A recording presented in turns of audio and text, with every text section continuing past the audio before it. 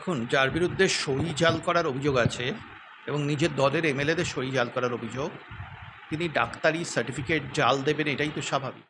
অভিষেক বন্দ্যোপাধ্যায় একটার পর একটা দুর্নীতি করে চলেছেন, কিন্তু যে প্রশ্নটা মানুষরা বারবার করছে, এত জালিয়াতি করা সত্ত্বেও তাকে গ্রেপ্তার করছে না কেন প্রশাসন?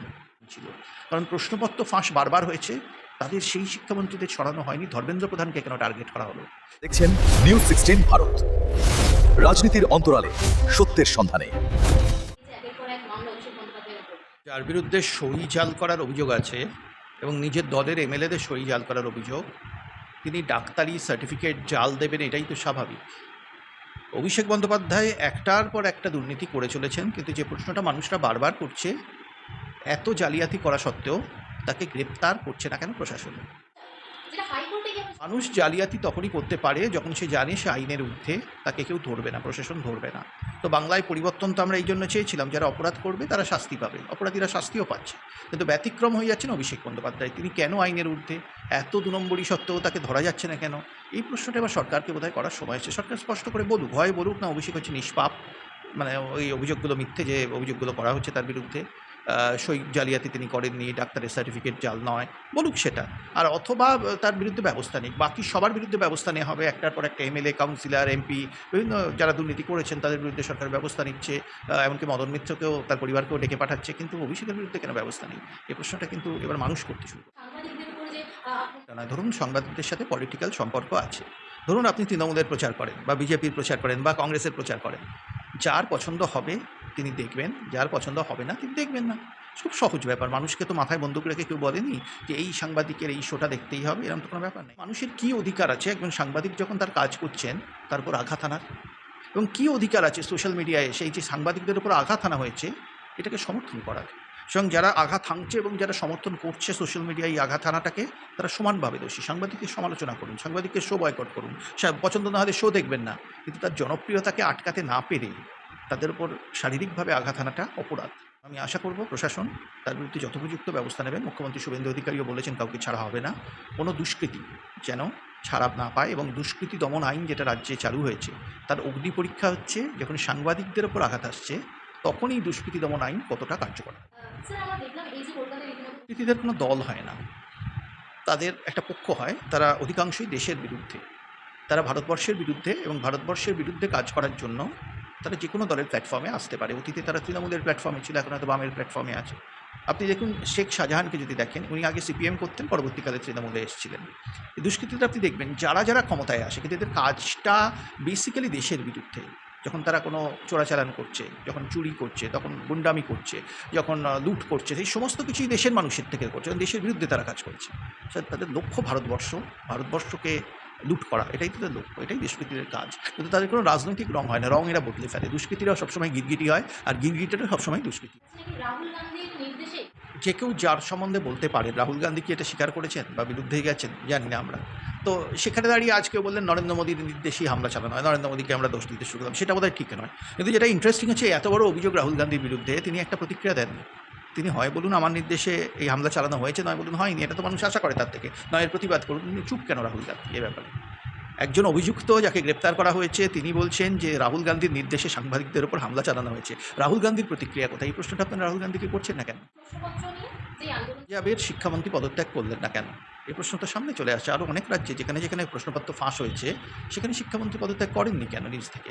এই প্রশ্ন তো উঠে আসবে। পশ্চিমবঙ্গে এত দুর্নীতি শিক্ষা নিয়ে, ব্রাত্য বসু পদত্যাগ করেননি কেন? ব্যর্থতা শিক্ষা নিয়ে বারবার তো বিভিন্ন দুর্নীতির সামনে এসছে। বা পার্থ চট্টোপাধ্যায়ও গ্রেপ্তার হওয়ার আগে পদত্যাগ করেননি কেন? এই প্রশ্নগুলো তো আসবে, বারবার আসবে সামনে। কিন্তু আরও ভয়ঙ্কর যেটা, ধর্মেন্দ্র প্রধানকে যেভাবে টার্গেট করা হলো, একটা জিনিস মনে রাখবেন, ধর্মেন্দ্র প্রধান কিন্তু মানুষের ভোটে বিপুল জয় পেয়েছেন উড়িষ্যায় লোকসভা নির্বাচনে, প্রথমত। দ্বিতীয়ত তিনি ওবিসি সম্প্রদায়ের নেতা। সামনে বছর উত্তরপ্রদেশে নির্বাচন, যেখানে ভোটারদের 42 থেকে 45% ওবিসি বলে মনে করা হয়। তা ধর্মেন্দ্র প্রধান সেই জন্য উত্তরপ্রদেশের দায়িত্বে ছিলেন 2022-এর উত্তরপ্রদেশ নির্বাচন, যেখানে বিজেপি বিরাট জয় পেয়ে ফিরে এসেছিল। তো এখন এর ফলে হয়তো আপনারা আপাতদৃষ্টিতে দেখলেন কিছু ছাত্র, যারা অধিকাংশই উচ্চবর্ণের মানুষ, তারা আপাতদৃষ্টিতে জয় পেল। কিন্তু উত্তরপ্রদেশের নির্বাচনে যে কি গভীর প্রভাব ওবিসি সম্প্রদায়ের ভোটে এটা পড়তে চলেছে, এর ফলে যে ওবিসি সম্প্রদায়ের ভোটটা কার্যত বিজেপির দিকে একেবারে এমনি ওবিসির ভোট বিজেপি পায়, কিন্তু এবার হয়তো 100% কনসলিডেট করে যেতে পারে এই আন্দোলনের জন্য। এই আন্দোলনটা নির্বাচনের মানে ককরোচ জনতা পার্টি তো সম্ভবত নির্বাচনে দাঁড়াবে না, কংগ্রেস সমাজবাদী পার্টি দাঁড়াবে উত্তরপ্রদেশে, তাদের পুরো বুমেরাং হয়ে ফিরে আসতে চলেছে ধর্মেন্দ্র প্রধানের উপরে এই আক্রমণটা। এর একটা প্যারালাল আপনাকে মনে করিয়ে দিই, পশ্চিমবঙ্গের লোকসভার আগে আদিবাসী সম্প্রদায়ের একজন বিজেপি এমপির ওপর আঘাত এনেছিল তৃণমূল। তারপর কি আদিবাসী ভোটে হয়েছে সেটা আমরা ভোটেই দেখতে পেয়েছি, তৃণমূল কীভাবে একেবারে আদিবাসী ভোটে কার্যত শূন্য হয়ে গেছে। সুতরাং এসসি এসটি ওবিসি এদের যদি কেউ অপমান করে, এবং এই অপমানটা শুধু ধর্মেন্দ্র প্রধানের অপমান ছিল না, এটা ভারতবর্ষের প্রত্যেকটা ওবিসি সম্প্রদায়ের মানুষের অপমান ছিল। তো ফাঁস বারবার হয়েছে, তাদের সেই শিক্ষামন্ত্রীদের ছড়ানো হয়নি, ধর্মেন্দ্র প্রধানকে কেন টার্গেট করা হলো, এবং ধর্মেন্দ্র প্রধানকে টার্গেট করে কী লাভ হলো? তার জায়গায় যিনি শিক্ষামন্ত্রী হলেন প্রহ্লাদ যোশী, তিনি সংঘের অনেক বেশি ঘনিষ্ঠ ধর্মেন্দ্র প্রধান। আরএসএস তো একেবারে দখল নিয়ে নিল এই শিক্ষামন্ত্রকের, ফলে তো এর ফলে কী হলো? আরএসএসের লাভ হলো, এই যে আন্দোলন করলেন আরএসএসের লাভ হলো, আরএসএসের মানুষ ঘনিষ্ঠ মানুষ তিনি শিক্ষামন্ত্রী হলেন, কোনো অসুবিধা নেই। কিন্তু কিসের জন্য তাহলে আন্দোলন? প্রশ্ন তো উঠবেই এখানে যে ধর্মেন্দ্র প্রধানকে অপমান করার কী অধিকার ছিল অধিকাংশ যারা উচ্চবিত্ত এবং উচ্চ বর্ণের ছাত্রছাত্রীদের? এটা কিন্তু ভারতের রাজনীতিতে কত বড় সেম সাইড পোল করলো বিরোধীরা, তারা হয়তো এখন উপলব্ধি করতে পারছেন না। কী করেছে প্রশ্ন নয়, একজন মানুষ তিনি ওবিসি সম্প্রদায়ের নেতা, তাকে এভাবে টার্গেট করা যায়। অতীতে আমরা দেখেছি পশ্চিমবঙ্গের তৃণমূলের একজন নেতা রাষ্ট্রপতি আদিবাসী সম্প্রদায়ের মানুষ, তাকে টার্গেট করেছিলেন, ফল কী হয়েছিল আমরা দেখেছি। এর প্রভাব পড়েই এই ধর্মেন্দ্র প্রধানকে টার্গেট করে যে পাপ উচ্চবর্ণের ছাত্রছাত্রীরা, জেন জেড যাকে আপনারা বলছেন, আমি তাদের আরশোলা বলি, আপনারা জেন জেড বলেন। এখন ছাত্র দুই প্রকার, একটা হচ্ছে মানুষ, একটা হচ্ছে আরশোলা। তা যে ছাত্ররা আরশোলা বা যে আরশোলারা ছাত্র, তারাই এটা করেছে। যে পাপটা করলো, এর ফল রাজনৈতিক দলগুলোকে ভুগতে হবে, যারা তাদের সমর্থন করেছে। কংগ্রেসকে ভুগতে হবে, সমাজবাদী পার্টিকে ভুগতে হবে, তৃণমূল কংগ্রেসকে ভুগতে হবে, এবং বাম দলগুলিকে ভুগতে হবে ভবিষ্যতের নির্বাচনে। ভারতবর্ষের রাজনীতিতে ওবিসিদের অপমান করে কেউ স্থায়িত্ব পায়নি। আমাদের প্রধানমন্ত্রীও কিন্তু আজ ওবিসি সম্প্রদায়ের মানুষ, এটা ভুলে যাবেন না। এই যে আক্রমণটা করা হলো, এটা জাতির লজ্জা, এবং যে আচরণগুলো এখন সামনে আসছে সেই আন্দোলনে, যে স্বরূপগুলো এখন উন্মোচিত হচ্ছে, যত দিন যাবে মানুষ এই আরশোলাদের বিরুদ্ধে চলে যাবে, এবং অলরেডি গেছে। সাধারণ মানুষের সাথে কথা বলুন, জেন জেড ছেড়ে দিন, মানে আমি জেন জেডের আরশোলাদের ছেড়ে দিন, জেন জেডের মানুষদের সাথে কথা বলুন, তারা কিন্তু উল্টো কথা বলবেন। শুধু এই উচ্চবিত্ত সম্প্রদায়ের মানুষরা কিন্তু ছাত্র নয়, ভারতবর্ষের বিভিন্ন যে ছোটো ছোটো মফস্বল শহর, সেখানেও অনেক ছাত্রছাত্রী আছে, অনেক সনাতনী ছাত্রছাত্রী আছে যারা ভারতবর্ষের পরম্পরায় বিশ্বাস করেন। তাদের মধ্যে কী প্রভাব পড়বে? এই আন্দোলন ভারতবর্ষের সংস্কৃতির পরিপন্থী। কে এই আন্দোলনের পেছনে ছিল আমি জানি না, কিন্তু যারাই ছিল তারা ভারতবর্ষকে অপমান করেছে, ওবিসি সম্প্রদায়ের মানুষদের অপমান করেছে, ধর্মেন্দ্র প্রধানকে অপমান করেছে। দেখছেন নিউজ 16 ভারত, রাজনীতির অন্তরালে সত্যের সন্ধানে।